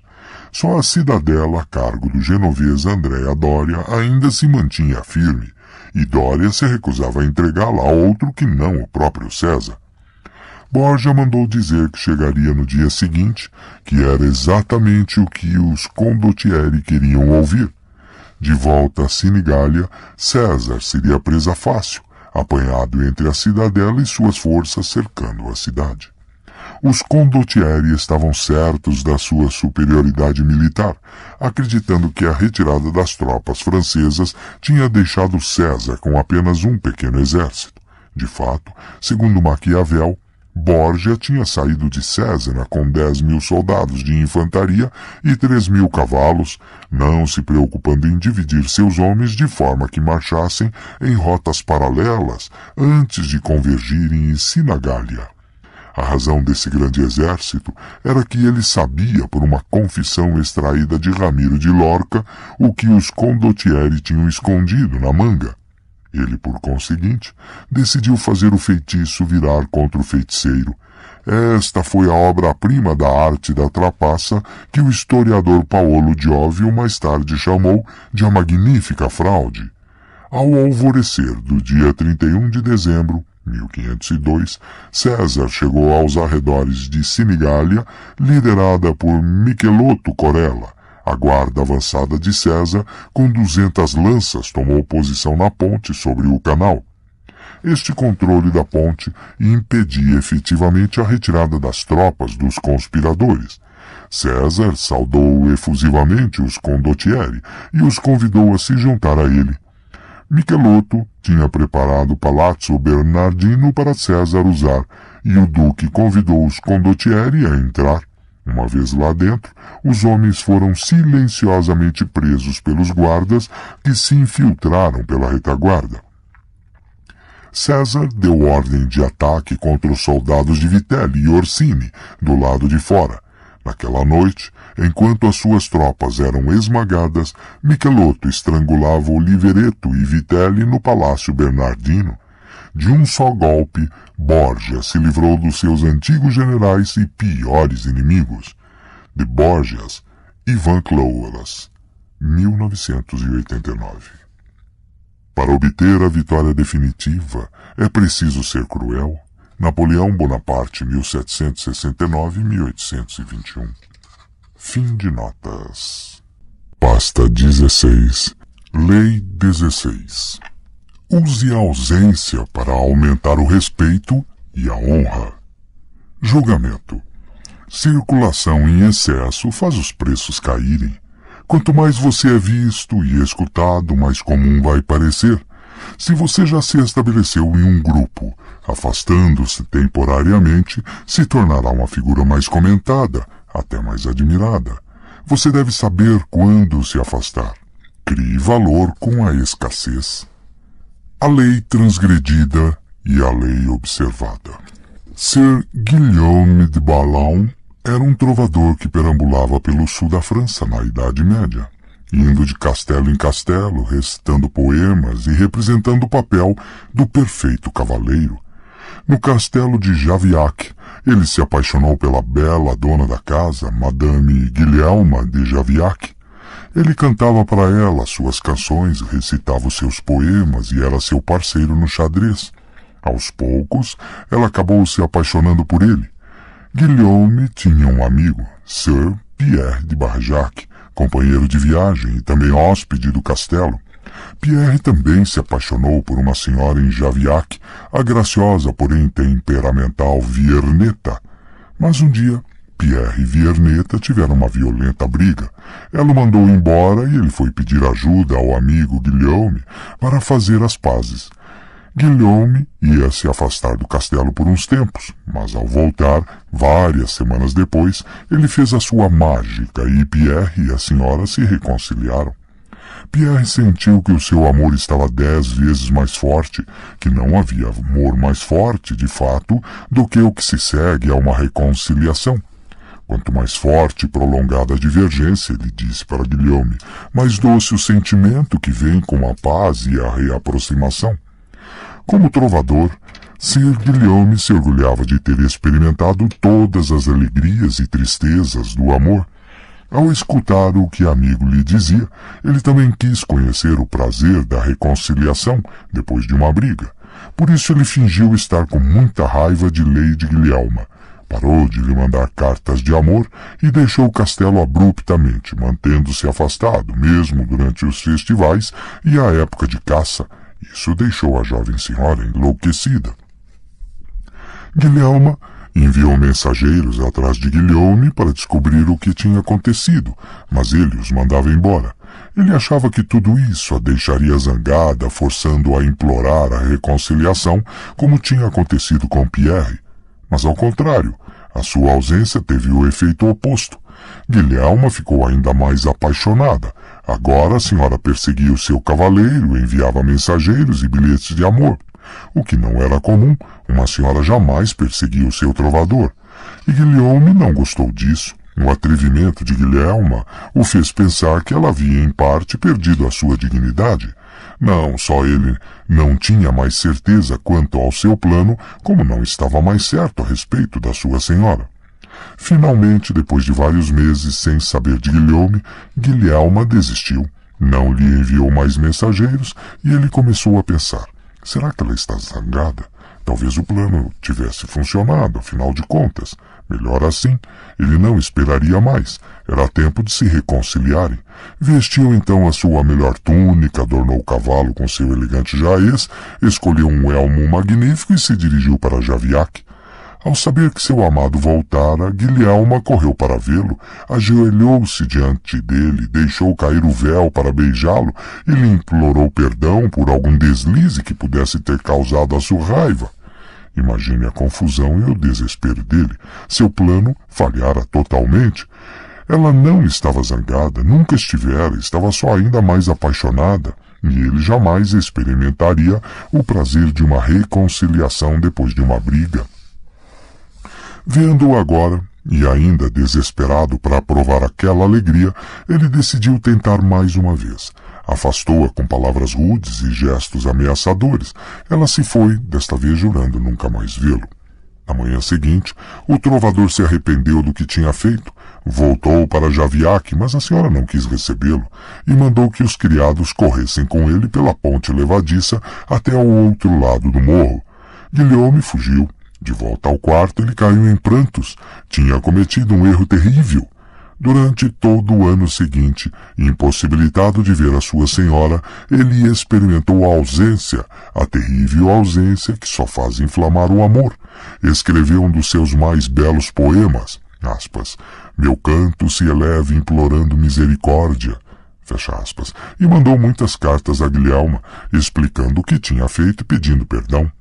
Depois de muito, Lady Guilhelma, lembrando-se das suas belas canções, da sua figura elegante, da sua habilidade nas artes da dança e da falcoaria, passou a desejá-lo de volta. Como castigo por sua crueldade, ela ordenou que ele retirasse a unha do dedo mindinho da mão direita e lhe enviasse junto com o poema descrevendo o seu tormento.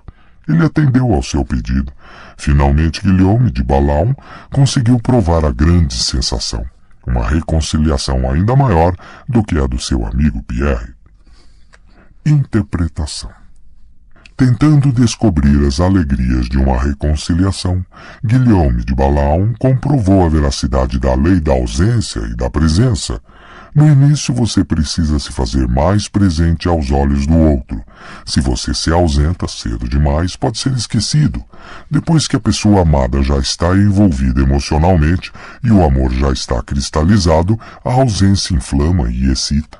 Não explicar a sua ausência é ainda mais excitante. A outra pessoa supõe que a culpa é dela. Enquanto você está longe, a imaginação do amante voa, e uma imaginação excitada não pode deixar de tornar ainda mais forte o amor. Inversamente, quanto mais Guilhelma perseguia Guilhome, menos ele a amava. Ela se tornara presente demais, acessível demais, sem dar espaço para a imaginação e fantasias dele, de tal forma que ele se sentia sufocado nos seus sentimentos. Quando ela finalmente parou de lhe enviar mensageiros, ele conseguiu respirar de novo e voltar ao seu plano. O que se retrai, o que se torna escasso, de repente parece merecer o nosso respeito e estima. O que permanece tempo demais, saturando-nos com sua presença, desperta o nosso desprezo.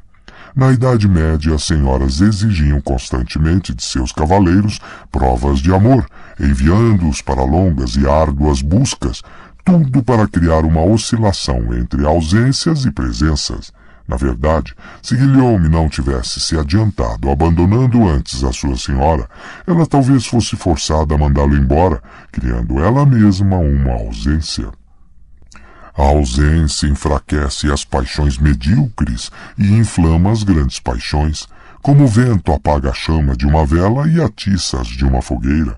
La Rochefoucauld, 1613-1680. A lei observada. Durante muitos séculos, os assírios governaram a Ásia Superior com punho de ferro. No século VIII a.C., entretanto, o povo de Média, hoje noroeste do Irã, se revoltou e finalmente se libertou deles. Os medos tiveram então que formar um novo governo. Determinados a evitar qualquer forma de despotismo, eles se recusaram a dar o poder máximo a um só homem, ou estabelecer uma monarquia. Sem um líder, entretanto, o país em breve entrou no caos, dividindo-se em pequenos reinos, com aldeias lutando umas contra as outras. Numa delas vivia um homem chamado Deioces, que começou a ficar famoso como uma pessoa justa e capaz de resolver disputas. Ele fazia isso tão bem, de fato, que logo todos os conflitos legais eram levados à sua presença para serem julgados, e o seu poder crescia. No país inteiro a lei estava desacreditada. Os juízes eram corruptos e ninguém confiava nos tribunais para resolver os seus problemas, preferindo recorrer à violência. Quando a notícia se espalhou sobre a sabedoria, a incorruptibilidade e a inabalável imparcialidade de Deioces, as aldeias medas em peso vieram lhe pedir para resolver todos os tipos de problemas. Em breve, era ele o único juiz naquela terra. No auge do seu poder, Deioces de repente deu um basta naquilo. Não ia mais se sentar na cadeira do juiz, não ouviria mais os litígios, não resolveria mais nenhuma disputa entre irmãos, nem aldeias, dizendo gastar tempo demais cuidando dos problemas dos outros a ponto de esquecer os seus próprios negócios. Ele se retirou de cena. O país mais uma vez entrou no caos. Com o súbito afastamento de um juiz enérgico como Deioces, a criminalidade aumentou e o desprezo pela lei cresceu ainda mais.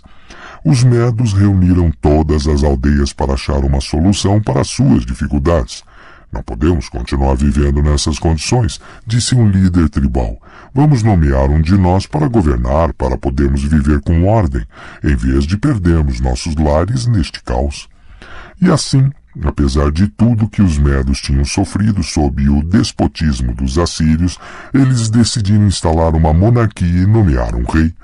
E o homem que eles mais desejavam para governá-los era, é claro, o justo Deioces.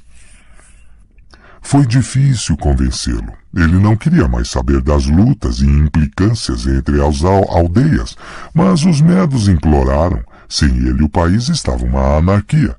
Deioces finalmente concordou, mas ele também impôs condições. Queria um enorme palácio construído só para ele, e também guarda-costas e uma cidade capital de onde pudesse governar. Tudo isso feito, e Deioces se instalou no seu palácio. No centro da capital, o palácio era rodeado de muros e totalmente inacessível às pessoas comuns. Deioces então definiu os termos do seu governo. Estava proibido o acesso até ele. Comunicar-se com o rei só por intermédio de mensageiros. Ninguém na corte real podia vê-lo mais de uma vez por semana, e mesmo assim só com autorização. Deioces governou durante 53 anos, ampliou o Império Médio e estabeleceu as bases para o que seria posteriormente o Império Persa, sob o seu tataraneto Ciro. Durante o reinado de Deioces, o respeito que o povo tinha por ele foi aos poucos se transformando em adoração. Ele não era um simples mortal, acreditavam, mas sim o filho de um deus. Interpretação.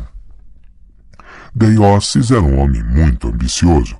Desde cedo chegou à conclusão de que o país precisava de um governante enérgico e que ele era o homem para essa tarefa. Numa terra assolada pela anarquia, o homem mais poderoso é quem atua como juiz e árbitro. Portanto, Deioces começou a sua carreira criando a sua fama de homem de justiça impecável.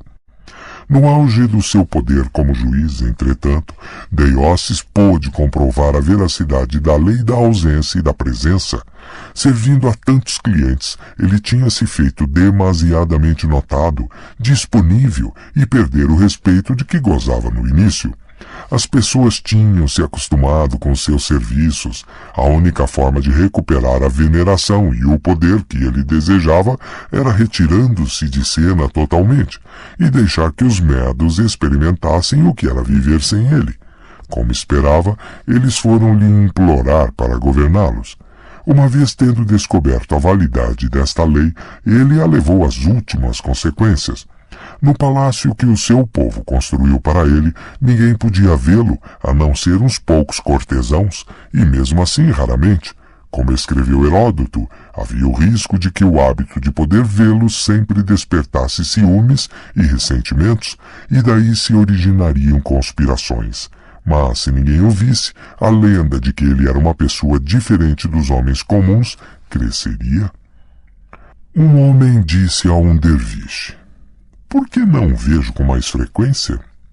O derviche respondeu: "Porque a pergunta, por que não veio me ver, é mais doce aos meus ouvidos do que as palavras, o que está fazendo aqui de novo?" Mullah Jami, citado em Caravan of Dreams, de Idris Shah, 1968. As chaves do poder. Tudo no mundo depende de ausências e presenças. Uma forte presença atrai o poder e as atenções para você. Você brilha mais do que as pessoas ao seu redor, mas tem um ponto, inevitavelmente, em que a presença em demasia cria o efeito contrário. Quanto mais você é visto e ouvido, mais o seu valor diminui. Você se torna um hábito. Não importa o quanto você tente ser diferente, sutil, sem você saber por que as pessoas começam a respeitá-lo cada vez menos. É preciso aprender a se retirar no momento certo, antes que elas inconscientemente o forcem a isso. É um jogo de pique-esconde. A verdade dessa lei pode ser comprovada facilmente quando se trata de amor e sedução. No início, a ausência da pessoa amada estimula sua imaginação, envolvendo a ele ou a ela numa espécie de aura. Mas esta aura desaparece quando você sabe demais, quando sua imaginação não tem mais espaço para divagar. O ser amado se torna uma pessoa como outra qualquer, alguém cuja presença não desperta mais tanto interesse. É por isso que a cortesã francesa do século XVII aconselhava fingir sempre estar se afastando da pessoa amada. O amor não morre de inanição, ela escreveu, mas com frequência sim de indigestão. Quando você se permite ser tratado como uma pessoa qualquer, já é tarde demais, já foi engolido e digerido. Para que isso não aconteça, você tem de deixar que o outro anseie pela sua presença. Imponha respeito ameaçando-o com a possibilidade de perdê-lo para sempre. Crie um padrão de presenças e ausências. Depois de morto, tudo relacionado com você muda. Você fica imediatamente envolto numa aura de respeitabilidade. As pessoas se lembram das críticas que lhe fizeram, das discussões que vocês tiveram, e ficam cheias de arrependimento e culpa. Elas sentem falta de uma presença que não voltará mais. Mas você não precisa esperar até morrer. Afastando-se totalmente por uns tempos, você cria uma espécie de morte anterior à morte, e quando voltar, será como se estivesse voltado do outro mundo. Um clima de ressurreição ficará associado a você, e as pessoas se sentirão aliviadas com a sua volta. Foi assim que Deioces conseguiu ser rei. Napoleão estava reconhecendo a lei da ausência e presença quando disse: "Se me virem com frequência no teatro, o povo vai deixar de me notar." Hoje, no mundo imerso em presenças pelo excesso de imagens, o jogo do retraimento é ainda mais eficaz. Raramente sabemos quando nos retirar, e nada parece acontecer na privacidade. Portanto, nos espanta alguém conseguir desaparecer por livre vontade. Sabendo quando desaparecer, romancistas como D.D. Salinger e Thomas Pynchon criaram um séquito de fiéis devotos. Outro aspecto mais corriqueiro desta lei, mas que demonstra ainda melhor a sua verdade, é a lei da escassez na economia. Retirando um produto do mercado, você cria instantaneamente um valor. Na Holanda do século XVII, as classes mais altas queriam fazer da tulipa mais do que simplesmente uma linda flor. Queriam que ela fosse uma espécie de símbolo de status. Tornando-a escassa no mercado, quase impossível de ser obtida, eles induziram ao que mais tarde se chamou de tulipomania. Uma única flor passou a valer mais do que o seu peso em ouro. Da mesma forma, no século XX, o marchand Joseph Duvain fez questão de que os quadros que vendia fossem os mais difíceis e raros de se encontrar. Para manter seus preços elevados e o seu status lá em cima, ele comprava coleções inteiras e as guardava no porão. Elas se transformavam em algo mais do que simples telas. Eram objetos de fetiche, mais valiosos por sua raridade. Você pode ter todos os quadros de $50.000 que desejar. Isso é fácil, disse ele certa vez. Mas quadros de